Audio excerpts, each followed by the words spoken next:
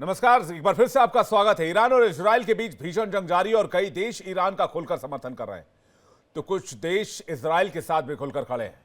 Middle east में तनाव बढ़ रहा है, सवाल भारत के स्टैंड पर भी उठ रहे हैं।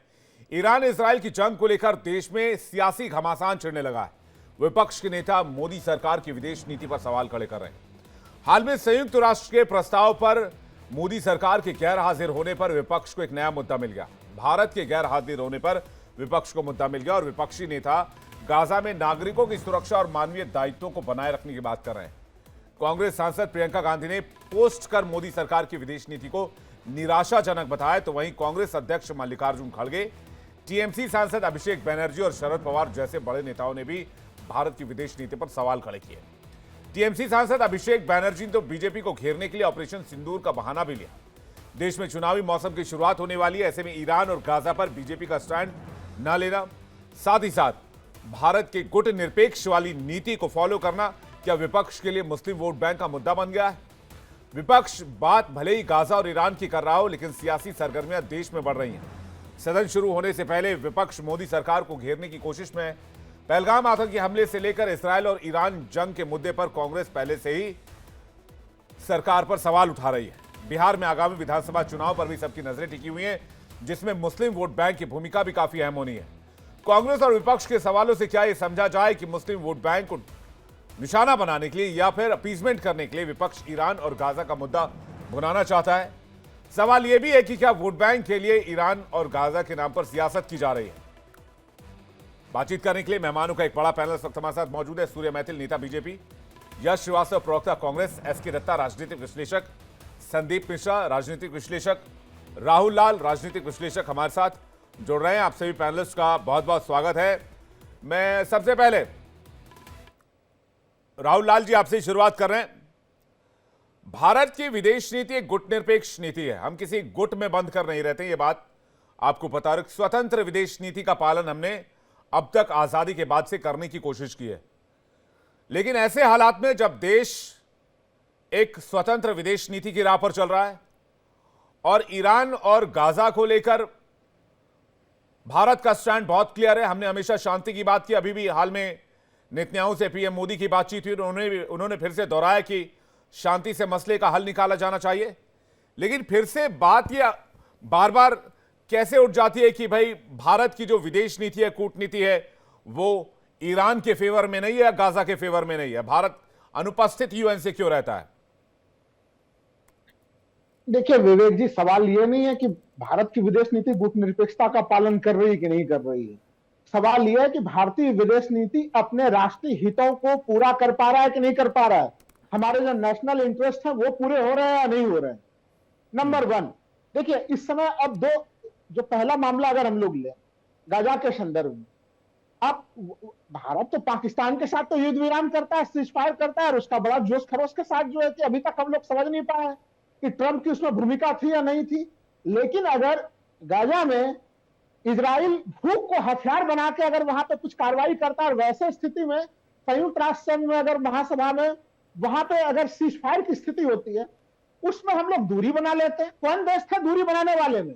हम लोग भारत को विश्वगुरु बनाना चाहते हैं या फिर जो है कि दुनिया के कुछ छोटे मोटे देशों के श्रेणी में खड़ा कर देना चाहते हैं? अरे भाई, नेशनल इंटरेस्ट कैसे प्रभावित हो रहा है ये बता दीजिए ना, फिर मैं आगे बढ़ूंगा। क्या नेशनल इंटरेस्ट प्रभावित हो गया? नेशनल इंटरेस्ट तो देखिए ना, आप हमें समय एक आध मिनट का नेशनल इंटरेस्ट प्रभावित हो रहा है या आपका मुस्लिम इंटरेस्ट प्रभावित हो रहा है? देखिए ये तो एक गलत ही, बेहद ही गलत निहितार्थ है कि गाजा का समर्थन केवल मुस्लिम कर रहा है। ये तो निहितार्थ ही गलत है भाई। भारतीय यश श्रीवास्तव भी हमारे साथ जुड़ गए हैं, पैनल पर स्क्रीन पर नजर आ रहे हैं। यश को भी हम देख पा रहे हैं। ठीक है, राहुल लाल जी आप पूरा कर लीजिए, फिर बाकी मेहमानों का रुख करेंगे। जी, मैं बस संक्षेप में यही चीज कह रहा हूं। हाँ, ऑपरेशन सिंदूर की स्थिति देखी। ऑपरेशन सिंदूर के बाद भारत के पक्ष में कौन, दुनिया में कितने देश खड़े हुए थे? आखिर हम जब विश्वगुरु बनने वाले स्थिति में जाते हैं तो फिर हम अलग थलग कैसे हो जाते हैं? मैं एक टिप्पणी, खाली दो उदाहरण दूंगा मैं। अभी संघाई सहयोग कॉर्पोरेशन 14 जून को ही उसने कहा कि जो इजराइल ने हमला किया गलत किया, भारत को अलग से टिप्पणी करनी पड़ गई। ब्रिक्स की तरफ से जो बयान आ रहे हैं वो सीधे सीधे इजराइल के विरोध में आ रहे हैं। भारत वहां पर भी अलग थलग पड़ा हुआ है। क्वाड में भी देखिए भारत अलग थलग पड़ा हुआ है। तो दुनिया के तमाम जो अलग अलग बड़ी संस्थाएं जिसमें का भारत सदस्य है, आज उसकी स्थिति क्या बन रही है? तो क्या इसको हम लोग, ये भारत के नेशनल इंटरेस्ट को प्रभावित नहीं कर रहा है? भारत के नेशनल इंटरेस्ट को प्रभावित कर रहा है। खाली एक चीज बता दूं, 6-7 जुलाई को ब्रिक्स की अगली बैठक होने जा रही है और वहां पे चीन और रूस दोनों पाकिस्तान को उसका अस्थायी सदस्य बनवाने के लिए प्रयत्नशील होंगे। क्या भारत ने उसको रोकने के लिए कोई प्रयास किया है? मुझे तो कोई प्रयास नहीं दिखाई दे रहा है विवेक जी। तो ये हमारे नेशनल इंटरेस्ट को प्रभावित नहीं कर रहा है। ये हमारी विदेश नीति में यह गंभीर संकट की स्थिति है। ये हम विश्वगुरु बोल रहे हैं, दुनिया की ताकतें अब हमसे दूर है। पाकिस्तान जैसा छोटा मोटा देश जो आतंकवाद का गंगोत्री है, उसको लगातार दुनिया के बड़े देशों का समर्थन मिल रहा है। तो अब आप बताइए कैसे हमारा नेशनल इंटरेस्ट प्रभावित नहीं हो रहा है? इस पूरे मामले को वोट, देखिए विदेश नीति वोट बैंक का मामला नहीं है। विपक्ष और इंडिया अलायंस के तमाम लोग भारत सरकार को केवल ये चीज समझा रहे हैं कि आपके विदेश नीति में त्रुटियां हैं, उसे दुरुस्त कर लीजिए। ये देश हम सबों का है। प्रधानमंत्री जी, देश के प्रधानमंत्री और विपक्ष के लोग भैया आप लट्टू की तरह गोल गोल घूम गए राहुल लाल जी। मैं बस इतना पूछ रहा हूं कि ईरान और गाजा के फेवर में कुछ बात करना देश में नेशनल इंटरेस्ट को कैसे प्रभावित करता है। चलिए एक लाइन और आपके लिए जोड़ देता हूं, विदेश नीति को कैसे प्रभावित करता है, इसको बता दीजिए, फिर मैं बाकी मेहमानों के पास चलूंगा। ईरान भारत का परंपरागत पुराना दोस्त है या नहीं, और इजराइल भी दोस्त है। दो दोस्तों के बीच में एक संघर्ष की स्थिति है। बताइए उस संघर्ष की स्थिति में हम एक साइड कैसे खड़े हो सकते हैं? हम लोग गाजा के मामले में अच्छा कौन खड़ा हुआ एक साइड? नहीं, हम आर्मी भेज दें, देखिए ना, ईरान के लिए आर्मी भेज दें, मैं तो मिसाइल दे दें, ब्रह्मोस दे दें, क्या कर दें? विवेक जी, भारत अगर विश्वगुरु की स्थिति है तो हम लोगों को चाहिए कि उन दोनों के बीच में सीजफायर। अरे तो प्रधानमंत्री ने यही तो कहा है कि शांति से मसले को हल कीजिए। जब ऑप सिंदूर हुआ था दुनिया हमें कह रही थी शांति से मसले को हल कीजिए, हमने दुनिया को कहा शांति से मसले को हल कीजिए। इससे क्या प्रभावित हो गया, मैं बस ये जानना चाह रहा हूं। विवेक जी, हम लोग के भारत का जो एक विश्वगुरु वाला जो महत्व का दर्जा था, वो पूरा का पूरा जो है कि वो साइड लाइन होता चला जा रहा है। 19 देश जिस लिस्ट में हम लोग खड़े हो गए, उसमें भारत को छोड़कर दुनिया के तमाम महत्वहीन देश थे जो कि मतदान नहीं कर पाए। अगर आप मानते हैं कि इजराइल आपका दोस्त है, आप इजराइल के पक्ष में मतदान कर देते, 12 वाले श्रेणी में आ जाते। और आपको लग रहा है कि ये वो बिल्कुल गाजा के लोगों के साथ अन्याय होता था। भाई साहब, हम इजराइल को भी मान्यता देते हैं, हम फिलिस्तीन को भी मान्यता देते हैं, और हम हिंसा का समर्थन नहीं करते हैं। तो इजराइल जो कुछ कर रहा है उसका समर्थन भारत ने नहीं किया है। विवेक जी, सीजफायर का समर्थन और गाजा और इजराइल के एसके दत्ता साहब के पास जा रहे हैं। आप एसके दत्ता साहब, क्या वाकई भारत की विदेश नीति कमजोर हो रही है, या फिर ये विदेश नीति की से ज्यादा देश के अंदर की राजनीति है? विवेक, आप सुन पा रहे हो मुझे? बिल्कुल आ रही है दत्ता साहब आपकी आवाज। स्वागत है आपका। हमारे साथ यश श्रीवास्तव, प्रवक्ता कांग्रेस में जुड़ गए हैं। आपका भी स्वागत है यश जी। दत्ता साहब पहले बोलिए। नमस्कार विवेक। हकीकत में सच बात यह है कि भारत के विदेश नीति तो उफान पे है और किसी भी तरह से प्रभावित नहीं हो रहा है, ना ही धूमिल हो रहा है। सच्चाई यह है कि कुछ पॉलिटिकल पार्टीज का जो वोट बैंक है, वो वोट बैंक को लेके बहुत ज्यादा चिंता है। बिहार का इलेक्शन है, बंगाल का इलेक्शन है अगले साल, माइनॉरिटी कम्युनिटी का एक बड़ा सा प्रतिशत है बिहार में और बंगाल में। तो नेचुरल है कि जो पार्टियां मुस्लिम तुष्टीकरण के राजनीति करती है और उसी को लेके चलती है, उनके लिए तो बहुत दर्द होगा, पीड़ा होगा और पेट में खलबली भी होगी। अब मैं आता, और इसीलिए इस तरह का बयानबाजी आ रहा है डोमेस्टिक पॉलिटिक्स में। राजनीति अपने जगह पे ठीक है और किसी का भी अधिकार है किसी भी वोट बैंक को लेके चले, इस पे मैं टिप्पणी नहीं करना चाहता हूँ। अब मैं आ जाता हूँ मेन मुद्दे पे ही, और विदेश नीति को लेके राहुल लाल कई सारे सवाल दाग दिए थे, पर हालांकि जवाब नहीं दे पाए चीजों का। उन्होंने ऑपरेशन सिंदूर के साथ कहीं ना कहीं पे रिलेट करने की कोशिश किया सारी चीजों को। ऑपरेशन सिंदूर जब हुआ, ऑपरेशन सिंदूर के दौरान इजराइल सरेआम खुलेआम भारत के साथ खड़ा रहा, रूस भारत के साथ खड़ा रहा। उसके साथ साथ अगर समय होता और 1 to 1 अगर बातचीत होगी आपके साथ विवेक, तो मैं यूरोपियन कमीशन का रेजोल्यूशन भी पढ़ा के सुना देता। लंबा रेजोल्यूशन है ऑपरेशन सिंदूर को लेके, और यूरोपियन कमीशन के चेयरपर्सन का बयान भी सुना देता प्रेस के सामने, जिस तरह से यूरोपियन कमीशन ने सरेआम भारत के नीतियों का सराहना किया था और ऑपरेशन सिंदूर पहलगाम को बहुत कड़ा शब्द में उसका अफसोस जताया था और विरोध किया था और खंडन किया था, और ऑपरेशन सिंदूर के साथ भारत का जो पक्ष है आतंकवाद को लेके, उसके साथ कंधे में कंधे हाथ मिला के खड़ा रहा। फिर आपके फ्रांस के राष्ट्रपति मैक्रोन का बयान अगर उठा के देख लीजिएगा ऑपरेशन सिंदूर के दौरान, सरेआम खुलेआम फ्रांस भारत के साथ खड़ा रहा। यूके का प्राइम मिनिस्टर का बयान आप अगर पढ़ लेंगे तो वो फारसी में नहीं है, अरेबिक में नहीं है बयान, वो अंग्रेजी में है। तो जिन लोगों को अंग्रेजी समझ में आता है वो बहुत अच्छी तरह से समझ पाएंगे उस बयान को। और ब्रिटेन के प्राइम मिनिस्टर का भी खुला समर्थन रहा ऑपरेशन सिंदूर को लेकर, भारत का जो पहल है आतंकवाद के विरोध में। आसियान देशों का बयान और आपके ईस्ट एशिया समिट, जो ईस्ट एशिया गुट है, उनका बयान उठा के देखेंगे, उन्होंने भी खुलेआम भारत का समर्थन किया और सब ने पाकिस्तान। लेकिन कांग्रेस ने जो सवाल खड़े किए दत्ता साहब, वो भी मैं आपके सामने जल्दी से रख देता हूं। कांग्रेस ने लिखा कि कभी भारत ने फिलिस्तीन के लिए मजबूती से खड़ा होकर इतिहास रचा था। भारत 1974 में फिलिस्तीन मुक्ति संगठन पीएलओ को मान्यता देने वाला पहला गैर अरब देश बना। 1983 में नई दिल्ली ने गुटनिरपेक्ष आंदोलन NAM शिखर सम्मेलन में यासिर अराफात को आमंत्रित किया और 1988 में औपचारिक रूप से फिलिस्तीन को मान्यता दी। दिसंबर 2024 में गाजा में स्थायी युद्ध विराम के पक्ष में भारत के मतदान से भी ज्यादा कायरतापूर्ण पलटी इस बार मतदान से दूर रहना। यह साबित करता है कि भारत सरकार को ना तो कुछ याद है और ना ही वो किसी चीज के लिए खड़ी होती है, सिर्फ फोटो खिंचवाने के पीछे भागती है, चाहे उसमें खून से सने हाथ ही क्यों ना मिलाने पड़े। विवेक, आप जहां फिलिस्तीन की जहां बात आती है, फिलिस्तीन को लेकर जो भारत का पक्ष पहले था, भारत का पक्ष वो आज भी वही है। और भारत सरकार ने लगातार कहा है कि फिलिस्तीन की अखंडता को सम्मान करना चाहिए और फिलिस्तीन का जो मुद्दा है उसको शांतिपूर्वक सुलझाने की बहुत आवश्यकता है। और लगातार भारत सरकार ने इजराइल के सरकार को भी कहा है कि शांति के माध्यम से सारे जटिल मसला को आप सुलझाइए। अब बात आती है 5 सेकंड और आप मुझे दे दीजिएगा। आप मैं 2 और विषय उठा लेता हूं कि भारत के विदेश नीति को कैसे खुलेआम समर्थन मिला है। FATF का जो वार्तालाप हुआ है पिछले 2 दिनों में, उस पे कहीं ना कहीं पे ऑपरेशन सिंदूर का जो मसला है उसका FATF के तमाम देशों ने प्रत्यक्ष अप्रत्यक्ष रूप से समर्थन किया है। प्रत्यक्ष बयान तब जारी होगा जब पाकिस्तान ब्लैक लिस्ट में आ जाएगा, और संभावना है कि ब्लैक लिस्ट में बहुत जल्दी आने वाला है FATF की मीटिंग कंक्लूड होने के बाद। पर 2 चीजें महत्वपूर्ण चीजें उल्लेख किया गया है। पहलगाम का जो घिनौना आतंकवादी हमला है उसको बहुत अच्छी तरह से खंडन किया गया है और आड़े हाथ दिया गया है आतंकवादी संगठनों को। और उसके साथ साथ ये भी कहा गया है कि बहुत बड़े पैमाने पे पैसा लगा है पहलगाम करवाने में और आतंकवादी बिल्कुल ये ठीक है इस पूरा षड्यंत्र को लागू करवाने में। माननीय प्रधानमंत्री का जो आज बयान, तो आप कह रहे हैं भारत की विदेश नीति की एक जीत है जिसमें FATF ने इस बात को अग्री किया है कि इसके पीछे बड़ी फंडिंग है और इस बात से इनकार नहीं किया जा सकता। यश श्रीवास्तव आपको कुछ कहना चाह रहे हैं? यश श्रीवास्तव जी, सवाल इस बात का कि विदेश नीति जरूरी या फिर राजनीति जरूरी?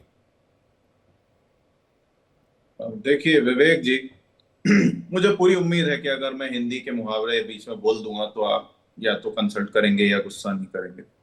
एक कहावत है, अंधे के हाथ बटेर लगना, और एक करीब $150-200 की एक किताब किसी ने लिखी है जिसका टाइटल है म्याऊं, और उस पूरी किताब में कवर पेज से लेकर आखिर तक सिर्फ एक ही शब्द लिखा है, म्याऊं। तो जब हम इस तरह की विवेचना सुनते हैं या इस तरह की एक तरफा बात सुनते हैं तो वो किताब जरूर याद आती है। एक ही शब्द है, M से ही शुरू होता है, और कुल मिला के व्यक्ति यही कहना चाहता है। ऐसा मैं क्यों कह रहा हूं? क्योंकि FATF बोलना ये कांग्रेस ने सिखाया है अभी अभी। जब हमने 26/11 के समय की बात याद दिलाई, जब हमने FATF में ग्रे लिस्ट में पाकिस्तान को डलवाया था, वो बात याद दिलाने के बाद अचानक आज FATF का नाम हमें मीडिया में सुनाई दे रहा है। हालांकि विश्व मीडिया से या वैश्विक संस्थानों से हमें पाकिस्तान के बारे में ऐसी कोई खबर नहीं मिलती। उल्टे आसिम मुनीर को विक्ट्री डे परेड में बुलाया जाता है, सिक्योरिटी काउंसिल की 2 कुर्सियां पाकिस्तान को दी जाती हैं, और पहलगाम के उन आरोपियों के बारे में हम अभी भी कोई ठोस तर्क सामने नहीं रख पाते हैं। हमसे मेरा मतलब हमारा विदेश मंत्रालय, हमारा रक्षा मंत्रालय, हमारा गृह मंत्रालय, हमारे पास इस समय कोई सबूत नहीं है, कोई आतंकवादी हमारे हाथ में नहीं। तो जब हम इस तरह की बातें सुनते हैं तो हमें यह भी याद आता है कि ये ईरान गाजा की बात करने से पहले हमें अपना घर संभालना चाहिए। ईरान में हमारे 1500 नागरिक फंसे हुए हैं, कुछ छात्र भी हैं, शायद सारे के सारे छात्र ही हैं, उनके बारे में हम कोई बात नहीं कर पा रहे हैं। हमारे वॉर रुकवाने वाले पॉपो इस समय वॉर नहीं रुकवा पा रहे हैं। तो हमें ठोस रहना सीखना पड़ेगा। ये बैठ के अपने घर में अपनी वाहवाही करने से यहाँ का चल जाता है, पर दुनिया में हम अलग थलग पड़ चुके हैं। जिन 19 देशों ने हमारे साथ साथ इस वोटिंग से अलग हटे थे, उन देशों में कुछ नाम है साउथ सूडान, कैमरून, इक्वाडोर, यानी कि जय जयशंकर और हमारे मोदी जी की विदेश नीतियों के कारण हम इन 19 देशों के साथ खड़े हुए। तो इस सच को थोड़ा देखिए, ये अपना अपना भजने से कुछ होता नहीं है। हम कांग्रेस पार्टी, पूरा विपक्ष और देश के तमाम नागरिक इस समय सरकार से अकाउंटेबिलिटी यानी कि जिम्मेदारी की उम्मीद करते हैं, जो हमें नहीं दिख रही है। तो थोड़ा सा सच देखिए प्लीज। अपना हम सबको अपनी ड्यूटी करना बहुत जरूरी है। नहीं यश भाई, आपने कहा कि ईरान और गाजा करने से पहले हमें उन स्टूडेंट्स की बात करनी चाहिए। तो ईरान और गाजा तो आपके लीडर्स करे, तो ये नसीहत आपके अपने लीडर्स के लिए है? नहीं, हम ये कह रहे हैं कि एक तरफ से नेतन्याहू सीधे सीधे मास मर्डर को ना सिर्फ कर रहे हैं, बल्कि पूरी दुनिया से उसके लिए एंडोर्समेंट भी ले रहे हैं। और हम ये कहते हैं कि भाई हम शांति में विश्वास करते हैं, लेकिन बिहार में खड़े होकर हम कहते हैं कि गोली आएगी, गोला आएगा, तब हमें रजा मुराद के लेके डायलॉग बोलने होते हैं। ऐसा नहीं चलता है। अगर आप एक तरफा नहीं चलेंगे, अगर आप कभी इधर कभी उधर होंगे, तो आपका वही हाल होगा जो आज हो रहा है। तो आप ये मानते हैं कि इजराइल और पाकिस्तान एक ही पेज पर हैं? नहीं, मैं ये मानता हूं कि इस समय पाकिस्तान हमारी चिंता है, लेकिन वो इस संदर्भ में नहीं है। पाकिस्तान हमारी चिंता ऐसे है कि हम चीन और पाकिस्तान को मिलने से नहीं रोक पा रहे हैं, और वो हमारे लिए ये चिंता है, मैं मानता हूं, लेकिन हमारी चिंता ईरान और गाजा क्यों होनी चाहिए? ईरान और गाजा की चिंता हमें इसलिए करनी चाहिए क्योंकि हम एक तो अपने 1500 नागरिकों के बारे में नहीं सोच पा रहे हैं, दूसरे जिस फिलिस्तीन का अभी आपने इतिहास खुद भी बताया है सबको, तो हमारी विदेश नीति जो कि शांति पर बैठी हुई है, जिसके कारण हमें एक समय जब विश्व युद्ध हो रहा था तब हम 128 देशों के नेता थे, सिर्फ इसलिए कि हम युद्ध में शामिल नहीं होंगे, इस बात को लेकर हम सख्ती से खड़े हुए। उसमें ना हमने अमेरिका को साथ दिया, ना रशिया को साथ दिया। ये नेहरू जी के जमाने की बात है। लेकिन आज ये हो रहा है कि हम आज अमेरिका के साथ हैं, कल यूक्रेन के साथ हैं, परसों रशिया के साथ हैं। मुझे तो नहीं लगता ऐसी कोई खबर आई। हमने हमेशा शांति की बात की। हमने कहा हमारी विदेश नीति, कहने का मतलब भारत की विदेश नीति ये रही कि हम किसी भी तरह की युद्ध में ना तो शामिल होंगे और ना ही उसको सपोर्ट करेंगे।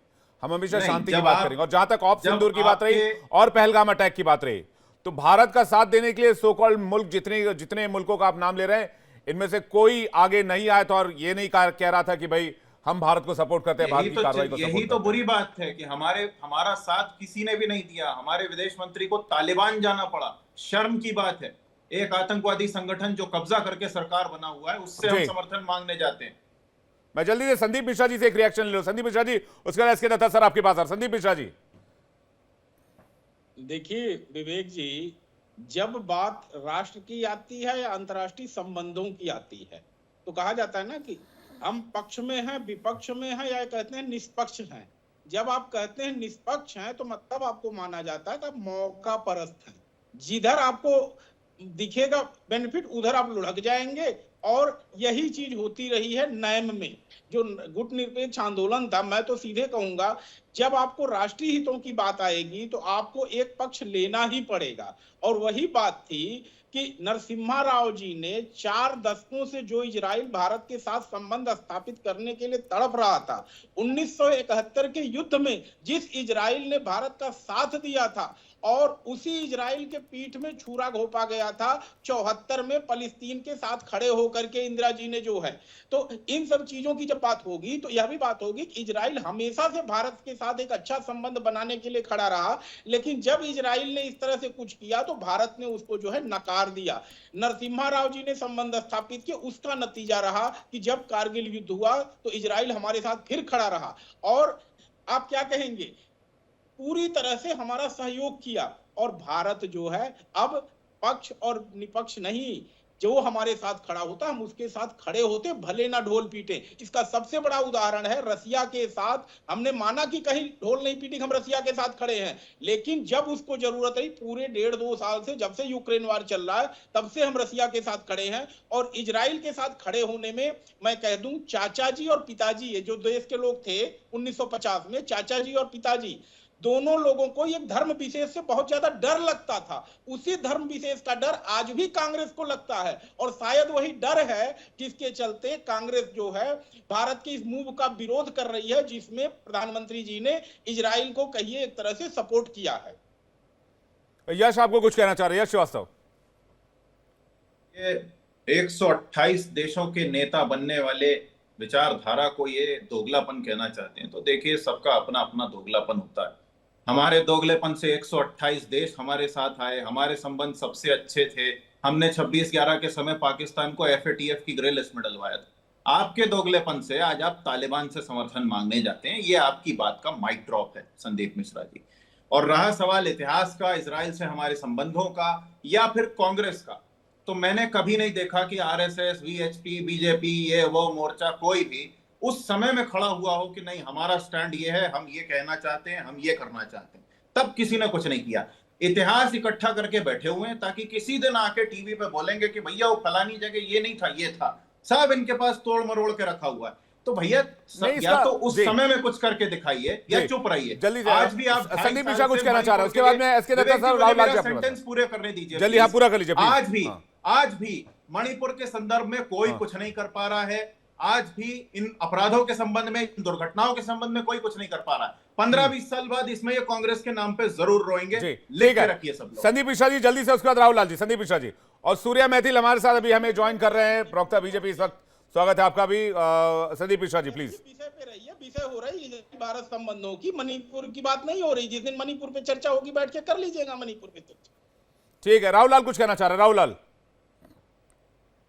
तो दो राजनीतिक विश्लेषकों ने एक नेशनल चैनल पर गलत तथ्य रखे। सबसे पहले तो मैं ये बता दूं कि रूस का, अभी कहा जा रहा है कि रूस का बड़ा साथ दिया गया यूक्रेन संकट के बाद से। आंकड़े उठा के देख लीजिए, तेल के निर्यात अमेरिका के दबाव में अपने रूस से घटाए और अमेरिका से महंगे दर पे जो है कि तेल का हम लोग निर्यात किए जा रहे हैं।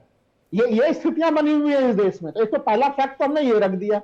दूसरी चीज, अभी तक हमें इस सवाल का जवाब नहीं मिला है कि पाकिस्तान के साथ सीज फायर को हम लोग करने के लिए तैयार है, जब भारतीय सेना मुंहतोड़ जवाब दे रही थी पाकिस्तान को। लेकिन अगर गाजा में अगर सीज फायर का मामला पूरी दुनिया चाहती है, 149 देशों ने समर्थन किया, उसमें तो हम 19 देशों के श्रेणी में चले गए, क्योंकि हम तो भाई इजराइल का समर्थन करना चाहते हैं। ये कौन सी विदेश नीति है विवेक जी? अगर इजराइल का समर्थन करने का इतना ही ज्यादा शौक था तो 12 देशों वाले लिस्ट में चले जाते हैं, जिसमें अमेरिका और अन्य 11 छोटे-छोटे देश थे, उसी लिस्ट में घुस जाते। राहुल जी, मैं विदेश नीति जी मैं विवेक जी बोलिए, आप बोलिए, पूरा कर लीजिए। मैं सीधे कह रहा हूं कि भारतीय विदेश नीति इस समय एक तरह से पूरी तरह से रास्ता भटक चुकी है। ना तो ऑपरेशन सिंदूर के समय में, अभी यहाँ पर गलत आंकड़े दिए जा रहे हैं। भाई रशिया ने सीधे पाकिस्तान का समर्थन किया था। तमाम दुनिया की बड़ी वैश्विक शक्तियां वो पाकिस्तान के समर्थन में खड़ी थी। भारतीय सेना ने मजबूती से ऑपरेशन सिंदूर को कायम किया, लेकिन हम कूटनीतिक मोर्चे पे विफल गए। ये एक सच्चाई वाली स्थिति है। नहीं, इसका रीजन आप विदेश नीति पर चर्चा तो कर रहे हैं राहुल भाई। मैं जानना चाह रहा हूं इसमें हित किसके साथ रहे हैं। मतलब अगर कोई भी पार्टी XYZ, कांग्रेस पार्टी भी सवाल पूछ रही है, TMC भी पूछ रही है, तो इसका मकसद क्या है? इसका मकसद क्या मुस्लिम वोट अपीजमेंट है? इसके पीछे का फैक्ट जी, मैं अपने देश की राजनीति पे आना चाहता हूं। छोड़िए बाहर अभी जो हो रहा है, पहले जो सवाल उठाए जा रहे हैं उसको सॉल्व करते हैं। राहुल लाल जी, यश कुछ कहना चाह रहे हैं? एक सेकंड रुकिएगा, पहले राहुल लाल जी पूरा कर लें। देखिए, ये तो भारतीय जनता पार्टी और उनका इकोसिस्टम एक गलत चीज बना रहा है कि विपक्ष अगर केंद्र सरकार से विदेश नीति में संशोधन की मांग करता है तो उनको कहा जा रहा है कि आप मुस्लिम पुष्टिकरण कर रहे हैं। क्या भारत में गजा में जो मानवीय संकट की स्थिति उत्पन्न हुई है उसको लेकर केवल मुस्लिम समूह चिंतित है? भारत के समान ईरान की संप्रभुता याद आना, गाजा के मुसलमानों की चिंता करना, सिटीजन अमेंडमेंट एक्ट में पाकिस्तान अफगानिस्तान के मुसलमानों की चिंता करना, ये क्या है? मैं तो यही सवाल पूछ रहा हूं। इसका घरेलू राजनीति से लेना देना नहीं है। जो विपक्षी क्यों नहीं है? मैं यही तो सवाल मैं पूछ रहा हूं, क्यों नहीं है? बस इसको बता दीजिए क्यों नहीं है। आप ये बताइए ना, ईरान भारत का बहुत पुराना दोस्त है या नहीं? ईरान के साथ हमारे संबंध कैसे रहे? अगर आज ईरान संकट की स्थिति में है और विदेश नीति में मांग की जा रही है कि आप कम से कम सच को सच कहिए, झूठ को झूठ कहिए, इसमें क्या गलत वाली चीजों की मांग हो रही है? लेकिन उसको जबरन बीजेपी जो है कि उसको माइनॉरिटी पॉलिटिक्स, सच को सच क्या कहें? ईरान के 3 प्रॉक्सीज हैं, हूती, हिजबुल्लाह और हमास, जिन्होंने इसराइल में घुसकर छोटे छोटे मासूम बच्चों को माइक्रो ओवन में पका दिया। उसके खिलाफ कार्रवाई नहीं की जानी चाहिए। ये सच नहीं बोले। 6 महीने के बच्चे को, 3 महीने के बच्चे को माइक्रोवेव में घुमा के रोस्ट कर दिया गया। बहुत मैं उस गंभीर पर तर्क नहीं दे जाना रहे हैं। चाहता हूं किसने क्या नहीं, किया। नहीं, वो मैं अपना जाना चाहता हूं। वो अपना मसला विवेक जी, वो अपना विवेक जी। मसला वो अपना मसला हैंडल एक कर बात लेंगे। ये- उन्होंने लेबनान एक से हैंडल बात कर ये- लिया, जॉर्डन से हैंडल कर लिया, उन्होंने आसपास की जितने मुस्लिम मुल्क है सबसे हैंडल किया। मुझे उससे विवेक कोई जी। मतलब नहीं है कि इजराइल क्या कर रहा है नहीं कर रहा है। मैं अपने देश का इंटरेस्ट की बात करता हूं। अब आते हैं फैक्ट पर। राहुल लाल जी, एक मिनट दीजिएगा मुझे प्लीज, मैं आपसे 1 मिनट चाहता हूं। मैं अगर 2019 के इलेक्शन की बात करूं तो 2019 के इलेक्शन में अगर आप वोट देखेंगे तो इसमें 2024 में काफी ज्यादा फर्क आया। जो डेटा है वो ये बताता है कि 2024 के इलेक्शन में इंडिया अलायंस को, आईएनसी अलायंस को 42% मुस्लिम वोट शेयर मिले, जिसमें 2019 में के मुकाबले 23% का इजाफा था। जबकि कांग्रेस को 38% वोट शेयर मिला, जिसमें 5% का इजाफा था 2019 के मुकाबले। जबकि बीजेपी अलायंस के 3% गिरे और बीजेपी का खुद का जो है वो 1% वोट गिरा, जो कि लगभग 3% के बराबर था। जबकि जो बीजेपी के अलायंस से अदर्स में उनके 22% वोट बैंक गिरे। और आपको याद होगा इस बार के इलेक्शन में मंगलसूत्र और इस तरह के मामलों की चर्चा बहुत ज्यादा हुई थी। और ये जो शिफ्ट देखा गया, क्या इसी शिफ्ट को और मजबूत करने की कोशिश की जा रही है? और यही वजह रहा कि 239 पर बीजेपी को रोकने में इंडिया अलायंस कामयाब हो गई। India alliance. विवेक जी, अब देखिए, इसको जरा सा आप क्रैक कर दीजिए, फिर मैं बाकी मेहमानों का रुख कर रहा हूं जी। मैं एकदम तुरंत से कुछ सेकंड में ही क्रैक कर दे रहा हूं। विवेक जी, 400 पार का भारतीय जनता पार्टी नारा लगा रही थी और वो 240 पे आके सिमट गई। तो क्या केवल मुस्लिम पॉलिटिक्स के बदलाव के कारण ही सिमट गई? देखिए, अलग अलग बयान, हाँ, चुनाव जाहिर से सी बात है ना, पहले- कांग्रेस ने अपना मुस्लिम वोट प्रतिशत 33% से बढ़ाकर 38% किया। इंडिया ब्लॉक पार्टियों के लिए भी मुस्लिम समर्थन तेजी से बढ़ा। बीजेपी का विवेक मुस्लिम जी, वोट विवेक शेयर जी। 4% से घटकर विवेक जी। 3%, 1% तक रह गया। विवेक जी, मैं जी। एक छोटा सा उदाहरण आप उत्तर प्रदेश का ही ले लीजिए ना। जी, क्या हाँ। इंडिया अलायंस को केवल मुस्लिम का वोट मिला? क्या वहां पे दलित, भारी संख्या में दलितों के भीतर के वोट नहीं मिले? ओबीसी के दूसरे अन्य छोटी अन्य जातियां मिला जो ना थी, सर, उनके वोट मिला नहीं ना। मिले? मैं कहां कह रहा हूं नहीं मिला। दलितों के भी मिले, पिछड़ों के भी मिले, लेकिन मुस्लिमों का एक मुश्त वोट आपको आपके मतलब मिलता कांग्रेस है, पार्टी को, बिल्कुल आपके मिलता कहने है। का मतलब है विवेक जी। कांग्रेस पार्टी को, चूंकि आप राजनीतिक विश्लेषक की किसी पार्टी से नहीं आते हैं, इसलिए मैं विवेक जी। स्पेसिफिकली नाम लेके कह रहा हूं जी।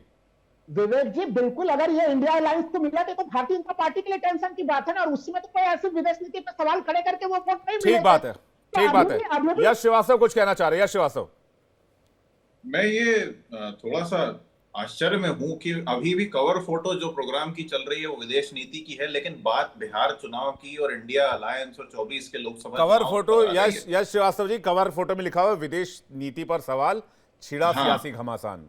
हाँ, नीति पर तो सवाल सियासी उठाकर सियासी घमासान- घमासान छेड़ने की कोशिश की जा रही है जी। सियासी घमासान इसलिए हो रहा है क्योंकि असली मुद्दे पे सरकार ध्यान नहीं दे रही। हम तो चिल्ला रहे हैं 3 दिन से कि 1500 नागरिक हैं हमारे ईरान में।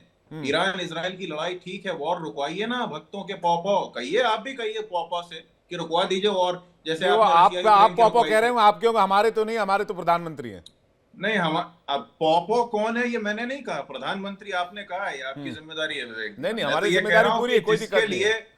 भक्तों के जो पौपो हैं, अब कौन है मैं नहीं जानता, लेकिन वो तो और रुकवा देते थे, अभी क्यों नहीं रुकवा नहीं, पा रहे? आप 1500 भैया, नागरिक हैं आप हमारे। अरे आप भाई, इतनी इज्जत आप दे रहे अगर हैं ससम्मान नहीं ला सकते जी। तो जैसे अमेरिका से चेन में बांध के भेजा था वैसे ही कम से कम जिंदा तो आ जाए हमारे नागरिक। अभी तो ठीक है, 1500 नागरिक फंसे ठीक हैं है, ना, ठीक है, जल्दी से, समय सीमित है। सुनिए सुनिए, अभी मेरी जल्दी बात पूरा पूरी कर लीजिए, नहीं जल्दी। हुई। एसके दत्ता और हाँ, सूर्य तो मैथिल जी वेट कर रहे हैं। हाँ। घरेलू चुनाव की बात हम करेंगे, लेकिन इस समय बहुत बड़ा सवाल है कि हमारे आसपास वॉर जोन्स बनते जा रहे हैं और हमें जरूरत है कि हम थोड़ा ठोस और एक टिकाऊ विदेश नीति के साथ आगे बढ़ें। हमारे अगल बगल में ठीक है, युद्ध छिड़ टिकाऊ रहा है। विदेश नीति नहीं है एसके दत्ता जी, टिकाऊ विदेश नीति नहीं है एसके दत्ता जी। क्योंकि बहुत सारा झूठा आरोप लगाया गया है और इसका स्पष्टीकरण देना बहुत आवश्यक है। गुटनिरपेक्ष देश का ही मुद्दा उठाता हूँ। 4 देश ने मिलकर गुटनिरपेक्ष देश नॉन अलाइंड मूवमेंट्स का स्थापना किया था। इंडोनेशिया, भारत, यूगोस्लाविया उस दौरान का और इजिप्ट मिलकर 65 की लड़ाई में इंडोनेशिया के राष्ट्रपति ने पाकिस्तान का खुलेआम समर्थन किया था और हवाई जहाज से लेके हथियार से लेके सब कुछ दिया था पाकिस्तान को, जबकि वो one of the founding member था नॉन अलाइंड मूवमेंट का। नेहरू जी का जो इतना गुणगान गा रहे हैं ना नॉन अलाइंड मूवमेंट को लेके, one of the founding member Indonesia रहा। उसके साथ साथ इजिप्ट ने सरेआम खुलेआम समर्थन किया था पाकिस्तान का 65 की लड़ाई के दौरान और भारत के विरोध में। Egypt was another founding member of the non-aligned movement. अब बात आती है कि भारत के जितने सारे नागरिक हैं उनको किस तरह से बचाया गया है। जब इराक ने जब कुवैत पे हमला किया था और कुवैत पे कब्जा किया था, भारत सरकार ने एयर इंडिया भेजा तक नहीं था नागरिकों को रेस्क्यू करने के लिए। इराक ईरान की जब जंग हुआ था, गवर्नमेंट ऑफ इंडिया ने एयर इंडिया को नहीं भेजा था नागरिकों को रेस्क्यू करने के लिए, उनको अपने हाल में छोड़ दिया गया था। मुंबई का जब हादसा हुआ था, मुंबई कांड जब हुआ था, इस देश के गृह मंत्री शिवराज पटेल तीन बार अपना ड्रेस बदल के आए थे प्रेस के सामने संबोधन करने के लिए। मजबूरन उनको त्याग पत्र देना पड़ा था इस मुद्दे को लेके। और मुंबई हादसे के दौरान कितने देश भारत के साथ खड़ा हुआ था, ये सारा बताइए ना। कांग्रेस अपने गिरिबान में पहले झांक के देखे, फिर उसके बाद मौजूदा सरकार पे कटाक्ष करे या फिर आरोप लगाए। अभी जो हाल फिलहाल एक क्लासिफाइड डॉक्यूमेंट का जो खुलासा किया है अमेरिका के विदेश मंत्रालय ने 71 की लड़ाई को लेके, क्या गोपनीय बातचीत हुई थी पाकिस्तान के राष्ट्रपति के साथ मिसेस इंदिरा गांधी की, और क्यों उस पर खुलासा हुआ है क्लासिफाइड डॉक्यूमेंट में कि उरी और किसान गंगा का जो वैली है और उसके साथ साथ पुंछ वैली सौंपने के लिए तैयार थे भारत। और ये तो सारा क्लासिफाइड डॉक्यूमेंट्स जो सार्वजनिक हुआ है, 40 साल पुराना क्लासिफाइड डॉक्यूमेंट्स, इसके लिए कांग्रेस के पास कोई जवाब नहीं है। नहीं, आप कह रहे हैं विदेश नीति तब कमजोर थी। नहीं, आप ये कह रहे हैं विदेश नीति तब कमजोर थी, आज मजबूत है। इतना काला इतिहास है। कौन लेके गया था संयुक्त राष्ट्र में कश्मीर को? प्लेबिसाइट का आश्वासन किसने दिया था? गिलगित बाल्टिस्तान, पाक गुलाम कश्मीर झोली में किसने गिफ्ट किया था? अक्षय सिंह के बारे में क्या टिप्पणी रही थी पंडित नेहरू की संसद के अंदर लोकसभा डिबेट्स के दौरान? और 1958 में जब border security force Indo Tibetan force ने बाकायदा एक डॉक्यूमेंट प्लेस किया था ये कहते हुए कि वहां पे हाईवे पर। यश, मैं 1 सेकंड में आपके पास आ रहा हूं, सूर्य मैथिल जी के पास जा रहा हूं। तिब्बत को नेहरू जी ने खारिज कर दिया जी, था। सूर्य मैथिल जी, किसकी विदेश नीति कमजोर है? क्या भारत की विदेश नीति तटस्थ नहीं है, या फिर विदेश नीति का सवाल नहीं, वोट बैंक नीति का सवाल है? धन्यवाद विवेक जी। पहले तो आपको और पूरे देश को भारत माता की जय, वंदे मातरम। और यहाँ बैठकर मैं देख रहा था लगातार जो चौ पौ कर रहे थे कांग्रेस के प्रवक्ता और कांग्रेस के परोक्ष प्रवक्ता जो हैं राजनीतिक विश्लेषक राहुल लाल जी, जिस प्रकार से फर्जी फैक्ट्स यहाँ रख रहे थे। राजनीतिक विश्लेषक संदीप जी ने जिस प्रकार की असली बातें यहाँ बताई, उसको फर्जी करार देने का काम और स्टैंप लगाने का काम राहुल लाल जी कर रहे थे। वो हंसी आ रही थी। अब आपने विषय उठा दिया कि विदेश नीति किसकी मजबूत थी, तो सबसे पहले तो विवेक जी, हम शुरुआत 1947 से ही कर लेते हैं। भारत को सबसे स्वर्णिम मौका था कि भारत को सुरक्षा परिषद के अंदर स्थायी सदस्यता का ऑफर आया था, और उसको गंवाने वाले और दूसरों के हाथ में डालने वाले कौन थे? पंडित जवाहरलाल नेहरू जी, हमारे देश के प्रथम प्रधानमंत्री। मैं उनको चौचो पौपो फिर उनके जो चरित्र रहा है उस पर कोई टिप्पणी नहीं करूंगा, ये मेरी सभ्यता नहीं सिखाती। अब आ जाते हैं उसके बाद इनकी दादी, ये बहुत दम भरते थे, हमने पाकिस्तान के 2 टुकड़े कर दिए। तो विदेश नीति का नजारा देखिए, 93,000 युद्धबंदियों को बिना शर्त ये वापस कर देते हैं, और ऐसा समझौता करते हैं शिमला समझौते में जिसमें ऐसा लगता है कि हिंदुस्तान हारा है, पाकिस्तान जीता है। और साथ ही साथ भारत द्वारा जीते गए थार पारकर को, जो कि गुजरात का पाकिस्तानी गुजरात का हिस्सा था, उसको वापस कर देते हैं बिगर किसी समझौते के। साथ में 13,000 किलोमीटर जो जमीन भारतीय सेना ने जीती थी वो भी वापस कर देते हैं। ये बहुत मजबूत विदेश नीति थी। उसके अलावा 3 बार भारत जो है पाकिस्तान के संग युद्ध लड़ चुका था और पाकिस्तान को लगातार धूल चटा रहा था, लेकिन पाकिस्तान भी अपनी आदतों से बाज नहीं आ रहा था। भारत के अंदर आतंकवादी हमले कर रहा था, फिर भी उसको हम पानी पिला रहे थे। सिंधु जल समझौते के मार्फत ये बहुत मजबूत विदेश नीति थी हमारी। पाकिस्तान जैसे आतंकवादी देश को मोस्ट फेवरेट नेशन का तमगा दे रखा था, हम लोगों ने उसको जमाई बना के बैठा रखा था कि आओ बेटा तुम आतंकवादी पना भी करो और साथ में हमारे देश में व्यापार करो बिगर टैक्स के। और मजे की बात, जैसा कि अभी दत्ता साहब ने भी बताया, कश्मीर का अंतरराष्ट्रीयकरण किसने किया? कश्मीर को विवादास्पद मुद्दा किसने बनाया? यूएन में कौन लेके गया? मुझे बताने की आवश्यकता नहीं है। एक और बात, मैं कि एक बराक सवाल ओबामा इसमें की जल्दी से ऐड किताब कर है। देता हूं, समय बहुत जल्दी से आगे बढ़ रहा है। एक क्या सेकंड, हमें एक- सीजफायर का समर्थन नहीं करना चाहिए? हम तो कहते हैं हम सुनिए ना, शांति एक की बात सेकंड। करते हैं, ये अरे समय साहब, युद्ध का विदेश नहीं, नीति की बात कर ये रहे हैं, समय विवेक बुद्ध जी, का है। सुनिए। विवेक जी, विदेश नीति की बात करें तो एक और उदाहरण लेने दीजिए ना। सर ये भी तो इसी में बराक विदेश नीति ओबामा- में है ना। नहीं उदाहरण बहुत आ गए, उदाहरण बहुत आ गए। अरे सर सुन मुझे बस लीजिए, इतना 20 बता सेकंड और दीजिए, दीजिए ना साहब। सीजफायर से क्या एतराज है? अगर सीजफायर की बात बिल्कुल, होगी।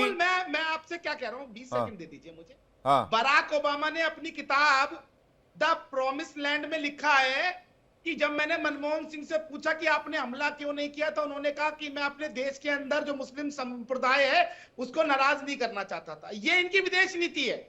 अब आपने कहा सीज फायर पे, तो मैं ये ऐसा मानता हूं कि किसी देश पे हमला होता है, ये उन दो देशों का अपना आपसी मामला है कि वो सीज फायर करते हैं कि नहीं करते। हम उसमें कोई थानेदार नहीं है कि हम जाएंगे और वहां पर चीजें कराएंगे। अगर हमें बुलाया जाएगा, त्रिपक्षीय वार्ता होगी, तो हम वहां पर मध्यस्थता करने के लिए तैयार हैं। लेकिन किसी भी देश के ऊपर नहीं, हम मध्यस्थता कोई की पहल प्रेशर तो कर बनाए। सकते हैं। दुनिया के कई देशों ने कहा कि हम मध्यस्थता की पहल कर सकते हैं।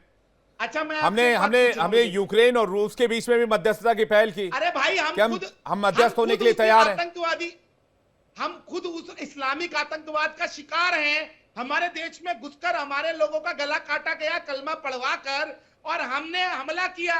और सामने से जब पाकिस्तान का डीजीएमओ हाथ जोड़ के आया, तब हमने जो है सीज फायर किया है। तो हम किसी और को क्यों बोलेंगे? आप मुझे बताइए, उनके देश के नागरिकों को मारा गया और वो अगर कार्रवाई कर रहे हैं या उनके देश को सुरक्षा को खतरा है, वो कार्रवाई कर रहे हैं, तो हम कौन होते हैं भाई? नहीं मैं तो ये पूछना चाहता हूं। आप मतलब आपके दस्तावेज में फिलिस्तीन कुछ नहीं है? है जी, आपके दस्तावेज में फिलिस्तीन कोई देश नहीं है, फिलिस्तीन एग्जिस्ट नहीं करता है। मैं ये मानता हूं कि जो आतंकवादियों को अपने यहाँ परिचय देता है, बंकर बनवाता है, उनको टेक्नोलॉजी प्रोवाइड करता है, खाने की सामग्री देता है, स्थान देता है, वो देश नहीं, वो आतंकवादी समूह है, वो आतंकवादी कबीला है। नहीं तो मैं इसमें ये मानता फिलिस्तीन हूं। के लोगों का क्या कसूर है? तो फिलिस्तीन के लोग काहे नहीं जूता लेके दौड़ाते हैं उन आतंकवादियों को? भाई हो सकता है काहे उनके नहीं बल्लम कनपट्टी लेके पर दौड़ाते बंदूक हैं रखकर भैया? काम कराया जा रहा हो, उनके घर के नीचे हैंड ग्रेनेड डायनामाइट बिछाकर काम कराया जा रहा हो, फिर क्या करेंगे आप? तो आज इजराइल जाके हमला जी। कर रहा है, तो क्यों नहीं पूरे के पूरे फिलिस्तीनी साथ खड़े हो जाते? क्यों नहीं खड़े हो अरे जाते? भाई मैं बॉर्डर पे शांति की इजराइल बात कर रहा हूं, के सीज साथ? फायर की बात कर रहा हूं, सीज फायर की बात कर रहा हूं। हमने भी सीज फायर किया ना, हमने भी शांति की बात की ना। ना ना ना, हमारे सामने जब डीजीएमओ आया, पाकिस्तान का हाथ जी। जोड़ता, पैर पकड़ता, नाक रगड़ता, जी। तब हमने सीज फायर किया। ये याद ठीक है, रखना। राहुल लाल कुछ और ये कहना जो चाह रहा है दिखा आपको। रहा ना यश जी। श्रीवास्तव, मैं इनसे बोल रहा हूं कि इनका परिवार भी अगर वहां पहलगाम में होता, इनके गले पे भी ना चाकू रख के इनसे पूछा था कलमा बताओ, और नहीं होता तो गले काट देते ना। तो आज ये दांत नहीं दिखा नहीं इस तरह का पर्सनल एलिगेशन मत कीजिए। नहीं इस तरह का कोई रिमार्क मत कीजिए प्लीज। नहीं सूर्य मैथिल जी, इस तरह का रिमार्क मत कीजिए। पप्पू पार्टी के नेता नहीं इस तरह का रिमार्क मत कीजिए प्लीज। ये देखिए, ये सब भी डिबेट का परिचय नहीं है। मैं प्लीज आपको रोक रहा हूं, इस तरह का रिमार्क मत कीजिए। डिबेट की गरिमा बनाए रखिए। डिबेट बहुत लोग देख रहे हैं, कोई चौक चौराहे की डिबेट नहीं चल रही है। प्लीज, आपने फैक्ट पर बात की, मैंने इतने देर आपको नहीं टोका, बीच में नहीं बोला, मैंने सिर्फ सवाल पूछा है। इस तरह से एलिगेशन नहीं लगाई। डिबेट की गरिमा बनाकर रखिए। मैं रिक्वेस्ट कर रहा हूं, मेरे डिबेट की शोभा खराब मत कीजिए। मैं फैक्ट पर बात करता हूं, फैक्ट पर बात कीजिए। मैं नहीं चाहता कि कोई एक दूसरे को इस डिबेट में जलील करे या मैं किसी तरह के दूसरे शब्दों का इस्तेमाल करूं। राहुल लाल जी कुछ कहना चाह रहे हैं? यश श्रीवास्तव, एक सेकंड आप होल्ड कीजिए। राहुल लाल जी, देखिए, सबसे महत्वपूर्ण सवाल जो आपने पूछा उसका उत्तर नहीं आया कि अब भाई भारत अगर पाकिस्तान के साथ सीजफायर कर लेता है, करे डीजीएमओ, अरे भाई ट्रंप जो है कि 12 बार बोले चले जा रहे हैं, लगातार बोले चले जा रहे हैं। एक बार एक मजबूत खंडन, अरे प्रधानमंत्री तो कहता था कि ट्रंप जी हमारे मित्र हैं, अब की बार ट्रंप सरकार का नारा लगा दिया था। तो हम ऐसा कर ले पाकिस्तान के साथ, लेकिन गाजा के साथ जो है वो मध्यस्थता की स्थिति ना बने। और दूसरी चीज, जो बात खुद सूर्या मैथिल यहाँ पे कह रहे हैं, क्या वो भारतीय विदेश मंत्रालय वो चीज कह रहा है? मुझे तो नहीं दिख रहा। तो देखिए, भारतीय जनता पार्टी की इलेक्शन डोमेस्टिक पॉलिसी के तहत वो देश में बयान कुछ और देंगे। नहीं मैं ये कह रहा हूं, क्या ये राहुल लाल जी वो छोड़ दीजिए आप, अब उसमें बहुत बात हो गई। क्या ये विशुद्ध चुनावी रणनीति नहीं है? मुझे तो ये विशुद्ध चुनावी रणनीति नजर आती है। मैंने डेटा भी आपके सामने रख दिया। मैं विवेक जी वही तो कर रहा हूं, ये चुनावी रणनीति नहीं है भैया। मैं तो 2024 में कौन सा ऑपरेशन सिंदूर हुआ था, कौन सी तमाम दूसरी घटनाएं घटी थी, अगर उस समय मुस्लिम समूह का वोट इंडिया अलायंस को मिला। भाई उसके पहले पुलवामा हुआ, उसके पहले उरी हुआ, उसमें भी सबूत मांगे गए। उसमें भी जो है वो कहा गया कि भाई सबूत दिया जाए। पुलवामा में तो ये विवेक तक कहा जी, गया कि सरकार ने हमला करवाया है, विवेक जी, आतंकियों को क्लीन चिट देने की कोशिश की विवेक गई, जी, पाकिस्तान को क्लीन विवेक चिट जी, देने की कोशिश की गई। क्या बात कर रहे हैं आप? तो सबको आपको राहुल लाल जी आपको सब पता होता है, लेकिन आप इतने मासूम बनते हैं टीवी पर पठानकोट, और लगते भी विवेक जी, मासूम हैं आप। विवेक- नहीं नहीं, विवेक जी, आप विवेक देखिए जी, दिक्कत आपकी यह है कि आप मासूम बनते हैं लेकिन आप लगते भी मासूम है। तो क्या होता है, वो थोड़ा सा विवेक जी, दर्शक भी उधर आपकी तरफ डाइवर्ट हो जाते हैं। ना विवेक जी देखिए, मैं तो तथ्यों पे बात रखूंगा। हाँ, पठानकोट रखिए ना, का प्लीज। वर्णन कर दीजिए। मैं कह रहा हूं कि चलिए पठानकोट की भी तो बात याद रख दीजिए। जनवरी 2016 में पठानकोट का मामला हुआ, तब देश में कोई चुनाव आसपास में नहीं था, तो पाकिस्तान के खुफिया एजेंसी को ही बुला लिया देश में। तो राष्ट्रीय सुरक्षा को चुनाव से कौन सी पार्टी जोड़ती है, आप वो देख लीजिए। विपक्ष के ऊपर आरोप लगाया जा रहा है, जबकि भारतीय जनता पार्टी ने यह एक देश में खतरनाक ट्रेंड स्थापित किया है जी। कि वो लगातार हर चीज को चुनाव से जोड़ देता है। इसका उत्तर कोई नहीं संदीप देने के मिश्रा जी लिए आपको कुछ तैयार कहना है। चाह रहे हैं? उसके बाद यश श्रीवास्तव और राहुल लाल जी आपके पास आ रहा हूं। संदीप मिश्रा जी। पूरा विरोध ही विवेक भाई सिर्फ और सिर्फ एक बात पे हो रहा है, जो 70 साल पहले हो रहा था। मैंने अपनी बात में कहा कि चाचा जी और पिताजी जिससे डरते थे, वही चीज अभी भी कांग्रेस उनसे डर रही है, और वही बात है कि वो उनके साथ खड़ी हो रही है। और इस मूव का, जो भारत सरकार का मूव है, उसका विरोध हो रहा है, और भारतीय जनता पार्टी या एनडीए की सरकार से सवाल पूछे जा रहे हैं। नहीं तो इस तरह का कोई मामला नहीं बनता। वह देश जो धमकी दे रहा है कि अगर जरूरत पड़ी तो पाकिस्तान अपने परमाणु हथियार जो है ईरान के लिए देगा, तो इससे बड़ा सोच के हमें डर लगता है कि भाई विश्व शांति के लिए कितना बड़ा खतरा है एक देश, और वह ईरान के साथ खड़ा हो रहा है। तो आगे यह लड़ाई कहां तक जा सकती है? एक देश के पास परमाणु हथियार नहीं है, लेकिन पाकिस्तान का इस तरह से खड़ा होना ईरान के साथ बताता है कि विश्व शांति के लिए बहुत बड़ा खतरा है। और ऐसे मामले में कोई भी चीज होनी चाहिए जिससे कि तनाव थोड़ा कम हो। नहीं, लेकिन डोनाल्ड ट्रंप की क्या भूमिका फिर? और बड़े मंचों पर आकर ये दावा करना कि हमने ट्रेड डील का और ट्रेड का जो है वो उसको मोहरा बनाकर उसको केंद्र में रखकर दोनों देशों को सीजफायर के लिए कहा, फिर दोनों देश मान गए। नहीं, आज देखिए, किसका ट्रंप जी अपने ही मान चुके आज हैं। का अब पूरी दुनिया में डोनाल्ड ट्रंप ऐसा तो नहीं, वो अमेरिकी प्रेसिडेंट है, और अगर वो कोई बात कहीं पर भी कहेंगे, चाहे वो सोशल मीडिया पर कहें, चाहे किसी जलसे में कहें, या चाहे अपने व्हाइट हाउस में कहें, उस बात की ऑथेंटिसिटी तो मानी जाएगी ना। देखिए, ट्रंप तो क्या हमारी विदेश नीति आज प्रभावित नहीं हो रही है, या फिर हमने कोई फैसला इन्फ्लुएंस में नहीं किया है? देखिए, कुछ चीजें होती हैं पर्दे के पीछे, और कुछ चीजें होती हैं जो सामने आती हैं। लेकिन राष्ट्रीय हित सर्वोपरि है, और राष्ट्रीय हित में जो भी बेहतर हुआ है, देश के लिए निर्णय लिया गया, और हमें पूरे देश के नागरिकों को उसके साथ खड़ा रहना चाहिए। मुझे 2 लाइन में यही इतना कहना है। ठीक है, यश श्रीवास्तव कुछ कहना चाह रहे हैं, उसके बाद एसके दत्ता सर आपके पास आ रहा हूं। यश श्रीवास्तव जी। विवेक, पहली बात तो ये है कि थोड़ी देर पहले दत्ता जी कुवैत इराक की बात कर रहे थे, तो इनको अक्षय कुमार की वो एयरलिफ्ट फिल्म देख लेनी चाहिए। एयर इंडिया के विमानों से ही एयरलिफ्ट होके हमारे नागरिक वापस आए थे। वो अलग बात है कि अक्षय कुमार आज भारत के वीर फंड बना के वो पैसा किसी फिल्म में डाल के फ्लॉप करके बैठा हुआ है, वो जाने देते। लेकिन अभी ये जो मैथिल ने कहा, और इसने मेरे परिवार को लेके हाथ से जो इशारा किया, जो बात बोली, जिसपे आपका रिएक्शन उतना उग्र नहीं था जितना मेरे लिए रहता है, तो पहलगाम के समय में वहां पर एक व्यक्ति का वीडियो बहुत वायरल हुआ है। उस व्यक्ति ने पहलगाम हमले के आसपास वहां के लोगों की जो मानसिकता है, उनका जो घायल और पीड़ितों के प्रति व्यवहार है, उसको उजागर किया है। वो व्यक्ति मेरा दोस्त है, तो मेरा परिवार वहां पे था। और ये कायर जितने भी बैठ के यहाँ पे बक कर रहे हैं, इन्होंने ना किसी आपदा में लोगों की मदद की है, ना ये किसी युद्ध में भारतीय सेना के साथ खड़े हुए हैं, ना ये जिन चीजों की आज आलोचना कर रहे हैं उस समय इनका कोई योगदान है, कुछ नहीं। इनको बस बैठ के फिल्में, रील, व्हाट्सएप से बकबक करनी है। और अब ये देश को तय करना पड़ेगा कि अपने घर में बैठ के ये बेहुदगी करने वाले कायरों को कब तक ये देश सहन कर सकता है। फर्स्ट ऑफ ऑल आपके रिएक्शन के लिए आपका शुक्रिया, लेकिन आपने जो कहा कि मैंने इंटरवीन नहीं किया या स्ट्रांग रिएक्शन नहीं था, उन्होंने जैसे ही पहला वर्ड कहा मैंने तुरंत उनको रोका और मैंने कहा इस शो में इस बात की इजाजत नहीं दी जाएगी कि आप पर्सनल हो जाएं। वहां पर जो भी शख्स एक सेकंड यश श्रीवास्तव, एक सेकंड, लेट मी क्लियर। वहां पर जो भी शख्स मारा गया वो हिंदुस्तानी था, वो हमारे भारतवर्ष के परिवार का था, वो हमारे परिवार का था, वो हमारे भाई थे, वो हमारे देश के थे, वो हम सब एक भारतवासी, एक हिंदुस्तानी, एक परिवार के लोग हैं। तो इस बात पर मैं अग्री हूं आपके पास साथ। लेकिन जो सवाल आपने कहा कि भाई मेरा एग्रेशन या फिर मेरा रिएक्शन हमेशा इस बात को लेकर होता है कि सभ्य तरीके से बातचीत होनी चाहिए। प्लीज मुझे सुनिए, मैं ये कह रहा हूं सभ्य तरीके से बातचीत होनी चाहिए। ये देश कब तक ये झूठ और कायरता को सहता रहेगा? अपने घर में लोगों को बैठ के उल्टा सीधा बोलना और विदेश में जाके नागरिक सम्मान लेके अडानी के भाई को बचाना, ये कब तक चलता रहेगा? साइप्रस में सबसे ज्यादा चलने वाला धर्म क्रिश्चियनिटी है, दूसरा मुस्लिम है, और वहां जाके नागरिक सम्मान लेते हैं। हमारे मोदी जी कहते हैं कि मैं पठान का बच्चा हूं, और हमसे नहीं मुस्लिम तो एक सेकंड सूर्य मैथिल जी, एक सेकंड आप मुझे बताइए, गाजा और ईरान के पक्ष में बात करें, कौन से ह्यूमैनिटी और कौन से जो है वो भारतवर्ष का भला हो जाएगा?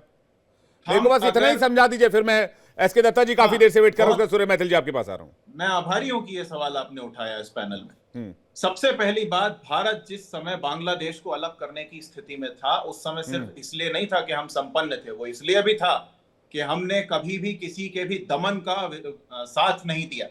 इसलिए जब बांग्लादेश की बात उठी तो हमने उन लोगों का साथ दिया जो दमन से परेशान थे। इसीलिए बांग्लादेश मुक्ति वाहिनी थी, पाकिस्तान मुक्ति वाहिनी नहीं थी। आज यदि हमारी विदेश नीति तटस्थ होती, हम एक धारा में चलते होते, तो हमारी सुनने वाला कोई होता। हम यहाँ बैठ के बातें मार रहे हैं कि आतंकवादियों को नहीं, आप जो आज की तारीख में कांग्रेस पार्टी जो गाजा और फिलिस्तीन कर रही है, 1992 में दिल्ली में पहला इजरायली दूतावास खुला और 96 में फिलिस्तीन का कार्यालय खुला। 1948 से लेकर 2014 तक 50 से ज्यादा बार हमने संयुक्त राष्ट्र सुरक्षा परिषद में इजराइल का समर्थन किया, या फिर हम मतदान से दूर रहे?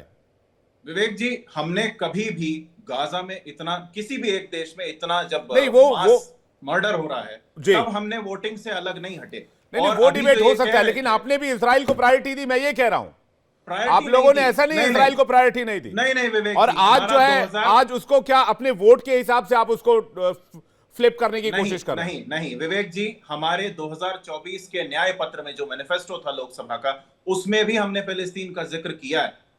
तो हम ये कहना चाहते हैं कि यदि आप मुंह उठा के किसी को भी आतंकवादी कबीला बोल देते हैं, तो आपको जयशंकर याद रहना चाहिए, जिसने तालिबान से जाके समर्थन जुटाया। एसके दत्ता कुछ कह रहे हैं, उसका सूर्य मैथिल जी आपके पास आ रहा है। एसके दत्ता सर, संक्षिप्त में पूरा कीजिएगा जी। पहली बात तो यह है कि माननीय प्रधानमंत्री जी का जो आज जो प्रेस के सामने संबोधन रहा है साइप्रस में, और जिसपे उन्होंने कहा है कि 21st century is not a era of war but it is a era of peace, और युद्ध विराम के बारे में इनडायरेक्टली उन्होंने इशारा किया है और कहा है कि शांति से ये मसला सुलझाने की बहुत आवश्यकता है। और वो भी एक विदेश के भूमि में, साइप्रस में ये बात बोलना, ये कहीं ना कहीं पे भारत सरकार की जो नीति है वो दर्शाता है। दूसरी बात यहाँ पे ये आती है, समय का अभाव है, नहीं तो मैं अभी आपको पत्र पढ़ा के सुना देता।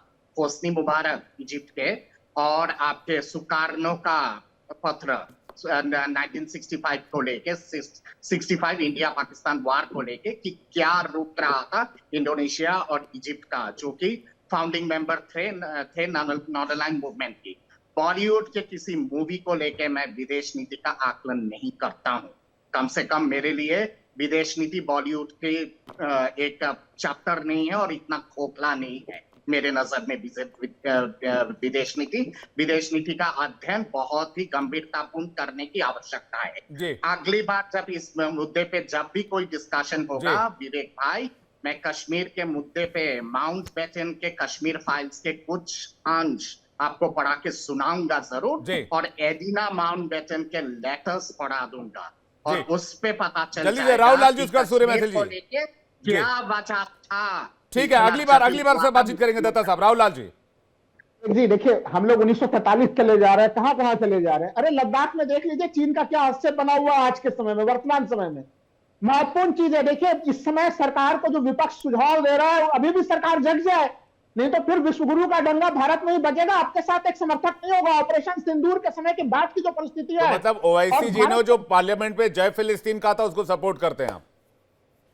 उन्होंने जय फिलिस्तीन के लिए भी नारे लगाए थे और बांग्लादेश के हिंदुओं के लिए भी नारा लगाया था प्रियंका गांधी जी ने। दोनों चीजें लेके आए थे। फिलिस्तीन के लेके एक चीज ये बता दीजिए, मैं तो पूछता हूँ सूर्या जी से। और मुझे तो ये समझ नहीं आता, इस सरकार ने फिलिस्तीन का विरोध कब किया है? भाई मैं कहा कर रहा हूं सरकार ने फिलिस्तीन का विरोध कर दिया? मैं तो ये कह रहा हूं फिलिस्तीनी इस समय बहुत दुख और संकट के घड़ी में है, उनको भूख और प्यास से मर रहे हैं। उस स्थिति के लिए अगर सीजफायर हो रहा है, पाकिस्तान के साथ सीजफायर कर लेकर उस सीजफायर से बुरी बना रहे हैं। इंडिया ने भी एड फिलिस्तीन के लिए भेजा, ऐसा नहीं है, ह्यूमैनिटेरियन ग्राउंड पर। मैं आपको बता दूं, मैं ये जान रहा हूँ, पहले से जान रहा हूँ, लेकिन सूर्या जी को थोड़ा ज्ञान दे दीजिए ना, जो कह रहे हैं कि पूरा का पूरा फिलिस्तीन और पूरी की पूरी जनता ही आतंकवादी है। जी ठीक उनको है, सूर्य बता दो मैथिली सूर्या जी जल्दी से सूर्य मैथिली जल्दी से 1 मिनट में प्लीज। मैंने कभी भी ये नहीं कहा कि पूरा फिलिस्तीन आतंकवादी है। मैंने ये कहा कि वहां की जनता की विल पावर होनी चाहिए। जिस प्रकार से हमास के आतंकवादी ग्रुप्स वहां पनप रहे हैं, उनके खिलाफ वहां की जनता को खुद उठ खड़ा होना चाहिए कि हमारे यहाँ आतंकवादी नहीं पनपेंगे, पहली चीज। दूसरी चीज, यहाँ कांग्रेस के प्रवक्ता बड़ी लंबी चौड़ी बातें छेड़ रहे थे कि परिवार पे आपने व्यक्तिगत बोल दिया। ये पूरा 140 करोड़ भारतवासी हमारा परिवार है, और जब ये माननीय प्रधानमंत्री जी का अपमान करते हैं व्यक्तिगत रूप से, तो इनको तैयार रहना चाहिए कि इनको नहीं, लेकिन आपने कहा कि वहां जो लोग मारे गए अगर उनमें उनका परिवार होता, तैयार है। नहीं, आपने कहा कि अगर वहां जो लोग मारे गए वहां उनका परिवार होता, तो क्या वो भारत के परिवार के नहीं थे जो पुलवामा, जो पहलगाम में मारे गए? अगर अगर अगर नहीं, वो भारत के परिवार के नहीं थे। सुनिए ना, सुनिए। हाँ। अगर ये वहां पर जो लोग मारे गए, हमारे शहीद हुए, उनके साथ खड़े होते तो आज ये बोलते कि नहीं तो क्या इस्लामिक 140 करोड़ आतंकवाद के कारण करोड़ भारतवासी वहां के पर परिवार को हत्याएं हुई। एक परिवार नहीं मानते हैं आप? विवेक जी, मैंने क्या बोला? हाँ। किस कारण हुई हत्याएं? कलमा पढ़ा के नहीं, हुई? 140 करोड़ किसने का की? हमारा परिवार एक परिवार है कि नहीं? आतंकवादियों ने की। हमारा और ये 140 आज यहाँ करोड़ जो हाथ लोगों का उठा रहे परिवार एक हैं, परिवार है कि नहीं? जब सूर्य मैथिल इजराइल जी में- सुनिए ना, 20 सेकंड मुझे दीजिए ना, बीच में हाँ। आप कांग्रेस के प्रवक्ता को टोकते नहीं है। आप मुझे मैं लगातार किसी को टोक नहीं रहे हैं टोकता हूं, भाई। सबकी बात पूरी सुनता हूं। मुझे बस ये बता दीजिए 140 करोड़ लोगों का परिवार एक परिवार है कि नहीं? मैंने तो कहा इस चीज को कि 140 करोड़ भारतवासी एक परिवार है, लेकिन जब ये माननीय प्रधानमंत्री जी पे ओछी टिप्पणियां करते हैं तो इनको तैयार रहना चाहिए कि इनको नहीं, वो इनकी उनके भी हैसियत और प्रधानमंत्री हैं, औकात फिर बताने वो के लिए देखिए शब्द इनको भी चुप सकते हैं। नहीं, वो शब्द अगर निकलते हैं तो वो शब्द ऐसा नहीं है किसी को बगैर नुकसान पहुंचाए आगे चले जाते हैं, या फिर उन शब्दों का कोई मतलब नहीं होता, कोई मायने नहीं निकाले जाते। और हर जिस शब्द के मायने होते हैं, हर शब्द का फायदा भी होता है और हर शब्द का नुकसान भी होता है। इसलिए चाहे वो विदेश नीति में हो, चाहे वो राजनीति में हो, चाहे वो सेल्फ लाइफ में हो, चाहे वो समाज में हो, हर शब्द का इस्तेमाल, हर बयान का इस्तेमाल बहुत सोच समझ कर करना चाहिए।